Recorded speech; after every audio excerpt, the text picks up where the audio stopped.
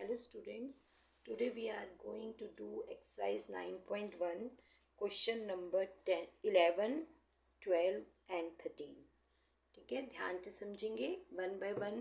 पहले स्टेटमेंट मैं पढ़ रही हूँ. A TV tower stands vertically on a bank of a canal. क्या है? एक कैनाल है. इस कैनाल के बैंक पर तो क्या है? TV tower. और from a point on the other bank, एक बैंक पे टीवी टावर है और दूसरे बैंक पर कोई खड़ा होकर क्या कर रहा है? यहाँ से इसके टॉप को देख रहा है, टावर के. और ये angle of elevation of the top of the tower है, ये हमें दिया हुआ है 60 डिग्री. कितना दिया हुआ है? 60 degree. From another point 20 metre away from this point. यहाँ से जब हम स्ट्रेट लाइन में आगे जा रहे हैं 20 मीटर दूर, फिर हमने यहाँ से इसको जब देखा, इस टावर के टॉप को, तो एंगल ऑफ एलिवेशन जैसे से दूर जाएंगे वैसे से क्या होता जाएगा? कम होता जाएगा. तो कितने का हो गया अब? 30 डिग्री का. ठीक है. Find the height of the tower. Tower को हम ए बी ले लेते हैं, इसकी हाइट को क्या ले लेते हैं? एच. से this is C and this is D. तो पहले पॉइंट सी पे खड़ा होके वो देख रहा था इसके टॉप को. अब पॉइंट डी पे खड़ा हो, 20 मीटर दूर पॉइंट डी पे भी खड़े होके वो उसको देख रहा है. तो अब देखो इधर हमने क्या निकालना है? एक तो एच निकालना है और बैंक जो है, बैंक कैनाल का जो बैंक जो है यहाँ ये है और ये है, तो हमने इसकी विड्थ, इसका मतलब ये इसकी विड्थ है, इसको हम मान लेते हैं एक्स. तो late height of tower is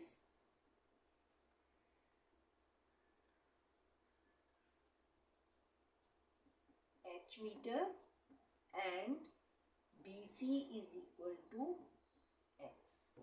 अब मैंने आपको बताया था कि आपने बारी बारी से दोनों राइट ट्रायंगल लेने हैं और ऐसे ट्रायंगल्स जिसमें साथ में आपको एक एक्यूट एंगल भी दिया हुआ है.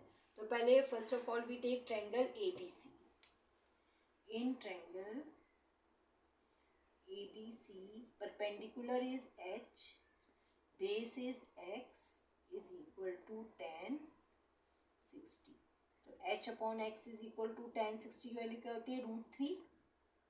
तो H is equal to X √3 metre. तो H आ गया X √3. अब दूसरे ट्रायंगल ले लो. दूसरा ट्रायंगल कौन सा है? ABD. In triangle ABD height तो वही h ही है, बट अब इसका बेस ये पूरा है यहाँ से यहाँ तक. तो x + 20 इज इक्वल टू, इसमें tan थीटा 30. तो h अपॉन x + 20, tan 30 की वैल्यू क्या होती है? 1/√3. √3h is equal to, cross multiply किया है मैंने. अब आपको देखो हर क्वेश्चन में ऐसे ही चल रहा है. एक से आपने h की वैल्यू निकाल के इसमें पुट कर दो या x की वैल्यू पुट कर दो. यहाँ पर हम h की करेंगे तो ज़्यादा अच्छा रहेगा. √3 h की वैल्यू क्या है? x √3 x + 20. तो √3 इंटू √3 क्या हो जाएगा? 3x minus x is equal to 20. 2x is equal to 20. तो x क्या हो जाएगा? 20/10. अब x हमने क्या मानती? तो विड्थ, और विड्थ आ गई आपके पास, यही विड्थ थी BC या x.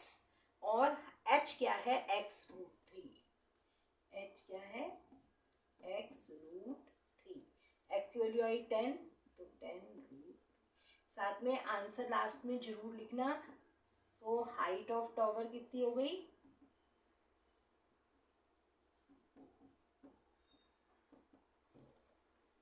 10√3 मीटर. और विड्थ कितनी हो जाएगी? दो बातें पूछी थी हमसे. विड्थ x है, x की वैल्यू कितनी आई थी हमारे पास? 10. So this was question number 11.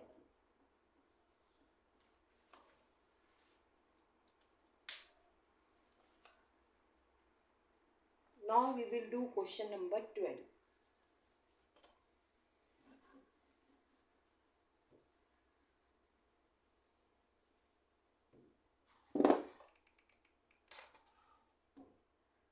Question number 12 is,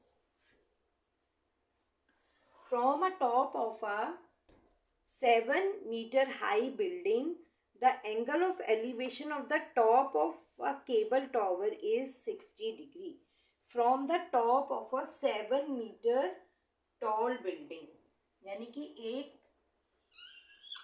7 metre tall building है, इसके टॉप पर खड़े होकर हम एक केबल टॉवर है उसके टॉप को देख रहे हैं. मतलब इसका मतलब अगर इसका एंगल ऑफ एलिवेशन यहाँ से दिया हुआ है तो इसका मतलब केबल टॉवर ऊपर है, ये केबल टॉवर है और ये क्या है, बिल्डिंग. इस बिल्डिंग की हाइट कितनी है, 7 मीटर. तो हमें हॉरिजॉन्टल बनाना पड़ेगा एंगल ऑफ एलिवेशन के लिए यहाँ पर. तो ये एंगल जो है वो कितने का दिया हुआ है, 60 डिग्री. अब देखो ये थोड़ा डिफरेंट टाइप का क्वेश्चन जिसमें एंगल ऑफ एलिवेशन भी है और एंगल ऑफ डिप्रेशन भी है. And the angle of depression of its foot is 45 degree. यानी कि डिप्रेशन है इसके फुट का, ये फुट है, ये टॉवर का टॉप है, ये टॉवर का फुट है. तो यहाँ से जब हम नीचे की तरफ देख रहे हैं तो एंगल ऑफ डिप्रेशन जो है 45. अब मैंने आपको बताया बहुत बच्चे गलती करते हैं, यहाँ 45 लिख लेते हैं.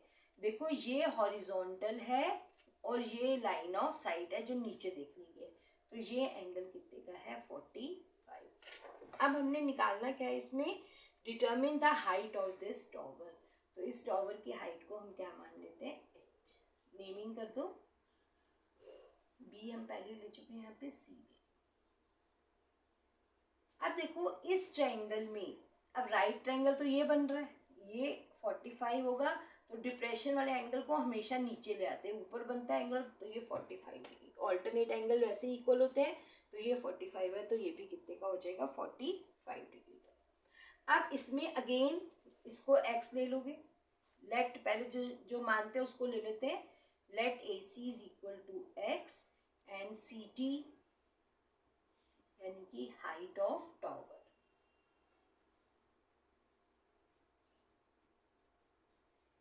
is equal to h meter.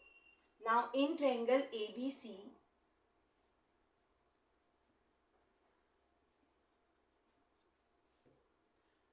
P क्या है, 7 upon x is equal to tan 45. और tan 45 की वैल्यू क्या होती है, 1. क्रॉस मल्टीप्लाई करोगे x कितना आ जाएगा, 7. तो ये तो आ गई 7 मीटर. अब ये अगर 7 है तो BH ये भी, क्योंकि हमें ऊपर क्यों जाना पड़ रहा है, क्योंकि अगला जो हमने राइट ट्रायंगल लेना है वो क्या लेना है, BHT. इन ट्रायंगल BHT अगर ये 7 है और ये भी, तो ये वाला हिस्सा भी यहाँ तक, ये भी 7 ही होगा. ये भी कितना है, 7. और ये पूरा h था, तो ये हमें तो सिर्फ इतने हिस्से से मतलब है. तो HT क्या हो जाएगी, h माइनस 7. h नहीं है ये, तो हाइट हमने मानी थी, इट इज d लेवल्स. और हाइट पूरी क्या ले ली हमने, h. तो dt कितनी हो जाएगी, ये 7 है, ये पूरी h है, तो dt कितनी हो जाएगी, h माइनस 7. अब परपेंडिकुलर हो गया h माइनस 7 और बेस कितना है इसका, ये 7 था तो ये भी 7, 10, 60. तो h minus 7 upon 7 √3. h minus 7 is equal to 7 √3. तो h क्या हो जाएगा, 7 √3 प्लस h हो जाएगा 7 कॉमन ले लो, तो ये आ जाएगी हाइट ऑफ द टॉवर. तो नीचे आंसर लिख दोगे. So height of tower is so simple. अब आपको तरीका समझ में आ गया होगा.